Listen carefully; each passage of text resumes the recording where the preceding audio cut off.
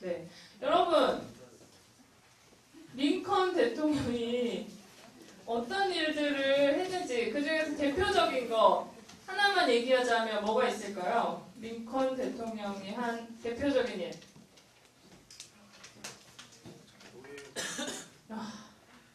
찬수가 노예 해방이래요. 맞았어요. 이 링컨 대통령은 어머니로부터 신앙교육을 잘 받아서 어떻게 하면 하나님이 원하시는 이 나라를 다스릴 수 있을까 고민하고 기도하면서 모든 정책들을 펴갔던 대통령이었어요. 그런데 그 중에서도 노예 해방을 위해서 하나님이 만드신 인간은 모두가 평등한데 누가 누구를 돈으로 사고 돈으로 팔고 이렇게 할 수 없다고 생각을 해서 노예 해방을 위해서 많이 힘을 썼어요. 그리고 한 140년 정도의 시간이 지났는데 아직도 인간 취급 못 받고 노예와 같은 생활을 하는 이런 노예 할아버지가 방송에 나와요. SOS 막 이런 데 보면 노예 할아버지, 뭐 노예 아줌마, 노예 할머니, 노예 뭐 소녀 뭐 이런 거 많이 나오잖아요. 이렇게 노예 할아버지가 이 세상에 지금 우리가 살고 있는 이 세상에서도 이런 사람이 살고 있어요. 노예로 살아가고 있는 사람들이 있단 말이에요. 너무너무 화가 나는데 여러분 화가 나면은 그거 있잖아요. 막 부르르 떨리는 거. 어우 저놈들 정말 패버리고 싶은 그런 마음이 들 정도로 화가 났었는데 그 TV를 보면서 여러분 그런데 정말 하나님께서 사랑한다고 내 백성이라고 내 자식이라고 얘기했었던 이스라엘 사람들도 이런 노예의 시절을 보냈던 그 시기가 있었어요. 이집트에서 노예로. 그래서 노예 할아버지처럼 20시간 이상을 벽돌을 쌓고 그리고 벽돌을 만들고 농사일을 하고 허리 한번 필 수가 없을 정도로 힘들게 밥 먹고 일하고 또 일하고 또 자고서 다시 일어나고 또 일하고 얼마나 힘들었겠어요. 그런 생활을 점점점 보내면서 이스라엘 사람들은 이집트에서의 생활을 했었어요. 그런데 이렇게 생활을 하다 보니까 처음에 하나님이 사람을 만드시고 사랑하는 사람 그리고 존귀한 사람 귀하고 아름다운 그 사람으로 만드셨는데 이제는 점점 그런 마음들은 사라지고 어떻게 되었냐면은 이 사람들이 내가 사람인지 내가 사랑받는 하나님의 사람인지 아니면은 일하는 기계인지 노예인지 헷갈리기 시작했어요. 그래서 이제 남이 시키는 일만 하고 그리고 밥 주면 밥 먹는 어쩌면 식충과 같이 자기가 느껴지기도 했어요. 이렇게 아름다웠던 하나님이 처음 창조하셨던 그 모습은 잊혀져 가고 그냥 남이 시키는 일 하고 욕 먹으면서 채찍질 맞으면서 빨리빨리 이러면 빨리빨리 하고 그리고 밥 주면 밥 먹고 이 생활을 하다 보니까 과거에 처음에 하나님이 만드셨던 그 모습은 점점점 잊혀져 가기 시작했어요. 그래서 이 모습을 보시면서 하나님이 어떠셨을까? 여러분 하나님의 마음이 느껴지세요? 어땠을지? 진짜예요? 네. 하나님의 마음은 너무너무 아프고 슬프고 정말 이렇게 한숨이 이렇게 나왔을 거예요. 여러분이 이제 시험을 봤는데 성적표를 봤을 때 그런 한숨의 한 100만 배의 한숨은 하나님이 쉬시지 않았을까 하는 생각이 드는데요. 그래서 얘네들을 그냥 이렇게 놔두면 안 되겠다. 얘네들을 그냥 이 상태로 방치하면 안 되겠다. 하나님이 생각하셨어요. 그리고 이 아이들을 이제 회복시켜야겠다. 마음 먹으셨어요. 그래서 하나님이 다시 처음에 아름답고 귀하고 사랑받는 존재라는 것을 알려주기 위해서 하나님이 바로 십계명이라는 것을 사람들에게 주셨어요. 여러분 십계명이 뭔지 알아요? 네, 10가지 계명이에요. 하나님이 하나님을 사랑하고 이웃을 사랑하라고 말씀하여 주신 바로 10가지 계명이 적힌 것이 십계명이라고 해요. 그런데 여기서 보니까 첫 번째부터 네 번째까지는 무엇을 말하냐면 하나님과 사람 사이에서 지켜야 하고 회복해야 되고 관계해야 되는 그런 부분들에 대해서 말씀하고 있어요. 그리고 다섯 번째에서 10번째 계명까지는 바로 사람과 사람 사이에서 서로를 존중하고 사랑하고 아끼고 질서를 지키면서 살아가야 하는 그런 관계들, 그런 모습들에 대해서 하나님이 딱 적어서 주셨어요. 그래서 이것들을 지키면서 이것들을 보면서 이 모습대로 살면서 너희가 잊고 있었던 처음의 그 아름다운 모습을 회복해 가자라고 말씀해 주셨어요. 그리고 이 사람들이 회복해 가기를 하나님께서는 원하셨어요. 그래서 처음에는 하나님과 사람의 관계였고 여기 5계명부터 10계명은 사람과 사람 사이의 관계에 대해서 얘기를 했어요. 그리고 그 중에서도 사람과 사람 사이의 관계를 얘기하는 것 중에 제일 처음 나온 5계명에 대해서 하나님께서는 말씀을 하시면서 그래, 이거 하나 잡고 가면 된다. 우리 막 학원에서도 막 이러잖아요. 이거 꼭 외워? 이거 꼭 외워. 분필 막 던져가면서 이거 뭐 별표 5개 뭐 돼지꼬리 땡땡 뭐 이러면서 막 강의하잖아요. 그래, 이거 하나 잡고 가라고 하나님이 이게 기본이라고 하나님이 말씀하셨어요. 그리고 이 말씀이 전해져서 바로 예수님이 죽은 후에도 예수님 믿으세요. 예수님이 우리를 살립니다. 그 복음을 믿으세요라고 말했던 사도 바울에게까지 이 약속의 말씀이 들어가게 되고 이 사도 바울은 바로 에베소에 있는 많은 교인들에게 이 말씀을 이야기했어요. 그 말씀이 바로 오늘 우리가 읽은 바로 본문의 말씀이에요. 자녀들아, 너희 부모를 주 안에서 순종하라. 이것이 옳으니라. 내 아버지와 어머니를 공경하라. 이것이 약속 있는 첫 계명이니 이는 내가 잘되고 땅에서 장수하리라. 여러분 누가복음 15장에 나오는 탕자 이야기 기억해요? 예. 앞에서 우리 수영이가 기억을 한대요. 탕자가 있어요. 네, 너무 좋아하는데 기억해서 너무 좋아하고 있어요. 탕자가 있어요. 근데 여기에는 이 집에는 두 아들이 있어요. 두 아들이 살고 있는데 첫째 아들은 어떤 아들이냐면 아버지가 말하면은 예 아버님, 예 그렇게 하겠습니다. 네 알겠습니다. 이렇게 하는 아들이에요. 그리고 아빠의 품을 한 번도 떠난 적이 없는 그런 아들이에요. 그리고 둘째 아들은 여러분이 잘 알고 있다시피 정말 한마디로 말하면 망나니예요. 망나니. 어떻게 하면 아빠 품을 아빠 눈을 피해가지고 자기가 살고 싶은 대로 먹고 싶은 거 먹고 놀고 싶은 거 놀고 만나고 싶은 사람 만나면서 살고 싶어가지고 어떻게 하면은 아빠 품을 떠날까 고민하다가 드디어 결정을 내렸어요. 그리고 아빠한테 가요. 아버지, 나 이제 더 이상 이 집에서 못 살겠으니까 아버님이 이제 돌아가시면 우리 유산 줘야 되잖아요. 그거 그냥 아버님 돌아가시기 전에 저 먼저 주세요.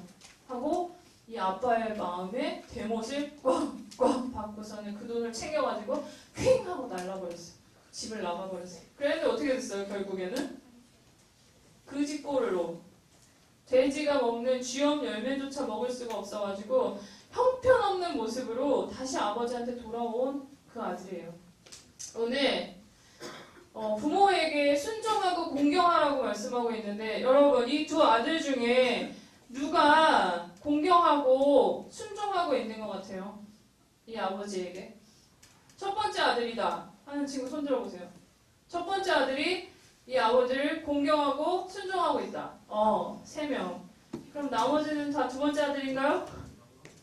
그럼 두 번째 아들이 아버지를 순종하고 공경하고 있다 하는 친구들. 아무도 없으신가요? 예, 여러분이 그래도 아주 이상하진 않군요. 맞아요. 그런데 첫 번째 아들이 아버지를 순종하고 당연히 두 번째는 아니고 첫 번째 아들이 아버지를 순종하고 공경하지 않았어요. 왠지 알아요? 예 아버지, 예 아버지, 아버지 옆에 제가 있습니다 라고 얘기했지만 아버지 앞에서는 예 아버지, 씩 웃고 있지만 뒤로 가서 아 짜증나 진짜 또 오늘 왜 나만 시켜? 쟤들이 저 거지 같은 놈, 저 거지 같은 놈 돌아왔는데 나한테 잔치 한 번 안 베풀어 주더니 나 친구들 초청 한 번 안 해주더니 이게 뭐냐고. 정말 속상합니다 아버지. 아버지가 나한테 이럴 수 있습니까?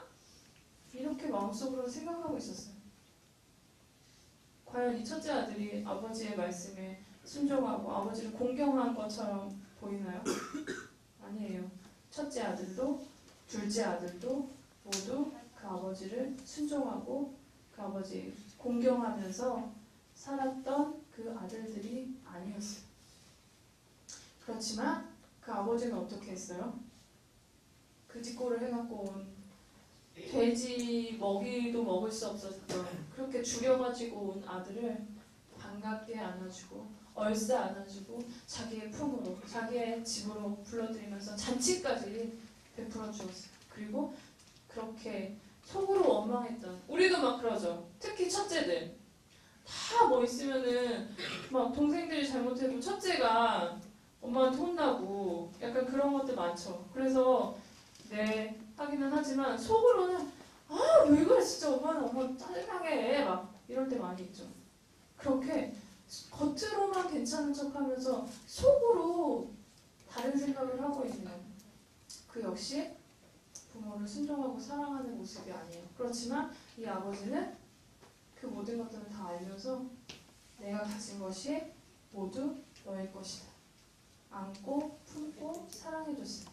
그래서 우리가 부모님을 따르고 높이고 사랑할 수밖에 없는 그런 이유인 것 같기도 해요. 근데 여러분 오늘이 무슨 날이죠? 어버이날. 어떻게 딱 어버이 주일이랑 어버이날이랑 딱 한 날이 되었어요. 그쵸? 그래서 오늘 어버이날인데 여러분 다 부모님 가슴에 이렇게 카네이션 꽂아드리고 왔나요? 지금 맞다 이러고 있는데 전사님 어렸을 때는 학교에서 초등학교 때는 색종이로 맨날 카네이션을 만들었어요. 그래가지고 이렇게 막 꼭 그 뭐라고 하지? 이파리, 잎사귀 같은 거에 두 개 이렇게 만들잖아요. 그래서 엄마 아빠 사랑해요 이렇게 막 써가지고 갖다 이게 붙여드리고 가슴에 달아드리고 막 하는데 여러분 꽃이라도 사갖고 가셨나요? 그러면은 편지는 좀 쓰셨어요? 편지 쓴 이쁜 딸들이 있는데 근데 한번 생각해 봐야 될 것 같아요. 어쩌면 이게 우리가 어린이날 5월 5일이었잖아요. 선물 받은 친구 있어요? 어린이라고? 어린이 치고는 좀 하긴 전사님도 결혼하기 전까지는 10,000원씩 받았어요. 어린이날 선물로. 우와. 네. 근데 한번 생각해 봐야 될 것 같아요. 아니 어린이날 엄마 아빠가 나한테 선물 줬으니까 나 그래도 어버이날이니까 카네이션이라도 드리고 편지라도 써가지고 엄마 아빠 사랑해요 감사해요 앞으로 효도할게요 이러면서 편지라도 몇 장 막 끄적거리고 드려야 한다는 그런 의무감 연중 행사 이렇게 되진 않았나 한번 생각해 봤으면 좋겠어요.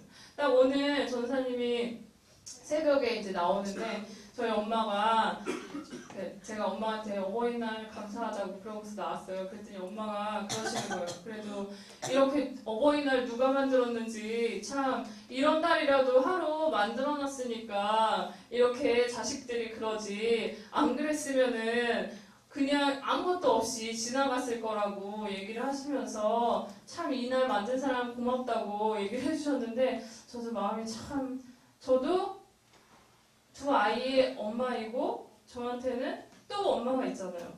그리고 죄송하다 그런 마음이 들면서 아침에 나왔는데 여러분 부모님에게 순종하고 부모님을 공경하라는 것이 어떤 걸까요? 참 순종과 참 공경은 뭐라고 생각하세요? 첫째 아들처럼 막 겉으로는 막 괜찮은 척 네 아버지 말씀대로 할게요 라고 하지만 뒤에는 짜증나 이렇게 얘기하는 첫째 아들의 모습도 그리고 둘째 아들처럼 정말 다 내놓고 망나니 짓하는 그 둘째 아들의 모습도 결코 아버지를 순종하거나 공경하는 모습이 아니에요. 그리고 옛날에 뭐 사극에 보면은 이러죠. 아버님 그 소자 문호를 여쭙니다. 아버님의 그림자를 제가 밟지도 못하겠습니다. 이렇게 얘기하는 것이 바로 공경입니까? 그렇게 얘기하는 것은 공경이 아니에요. 바로 공경은 뭐냐면 하나님이 우리를 위해서 우리 부모님을 통해서 우리를 이 세상에 보내주셨다는, 사랑받는 존재로 이 세상에 보내주셨다는 그것을 기억하는 거예요. 바로 이렇게 부모님은 이 세상에 우리를 보내주시는 통로로 하나님이 사용해 주신 거예요.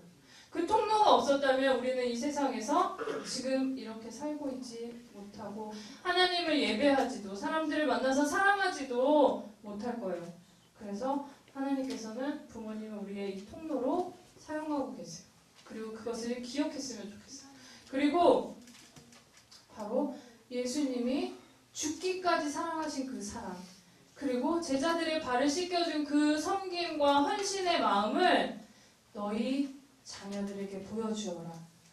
너희 사랑하는 자녀들에게 그렇게 섬겨주어라 라고 보내주신 분이 바로 우리의 부모님이에요. 그것을 기억했으면 좋겠어요. 그래서 부모님이 나의 통로이고 나의 사랑의 본보기이구나 라는 것을 기억하면서 우리 엄마, 우리 아빠, 내 사랑. 전사님 전화번호에 딱 1번이 내 사랑이에요. 내 사랑이 우리 남편인데 내 남편이 내 사랑이 아니라, 물론 남편도 내 사랑이야겠지만 여러분의 여자친구, 남자친구가 내 사랑이 아니라 우리 엄마가, 우리 아빠가 내 사랑이고 내가 순종하면서 따라야 할 분이고 내가 공경하면서 받들고 사랑해야 할 분이라는 것을 기억해 줬으면 좋겠어요. 그런데 간혹 이렇게 얘기하는 친구들이 있어요. 엄마 아빠 짜증나요. 얘기하기도 싫어요. 우리 엄마 왜 그래.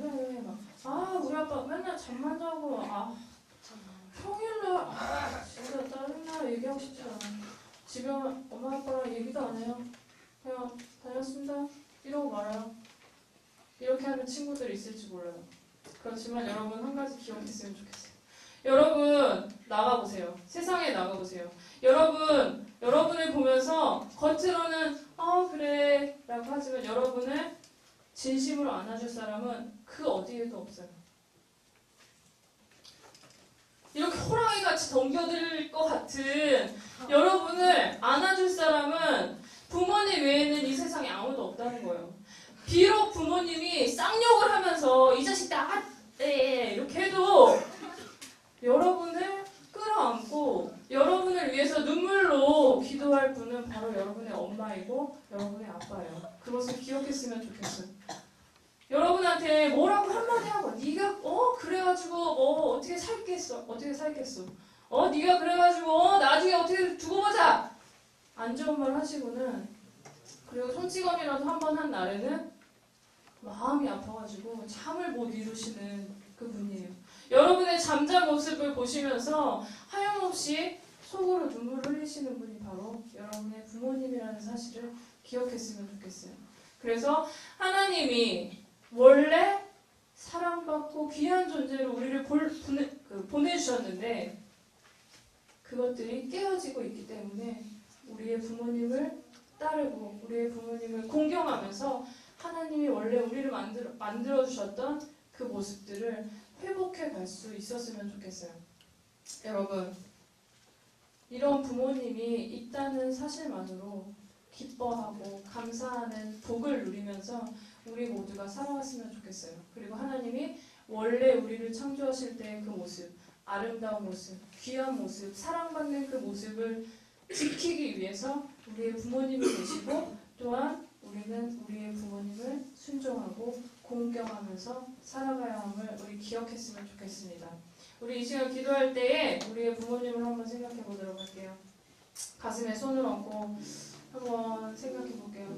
내가 얼마나 오늘도 우리 엄마한테 짜증내고 나오지는 않았는지, 우리 아빠한테 무심함으로 일관하지는 않았는지 다시금 생각해 보고, 이제부터는 조금씩 바뀌어가면서 조금씩 다가갈 수 있는 우리가 될 수 있게 해달라고 우리 이 시간 함께 기도하도록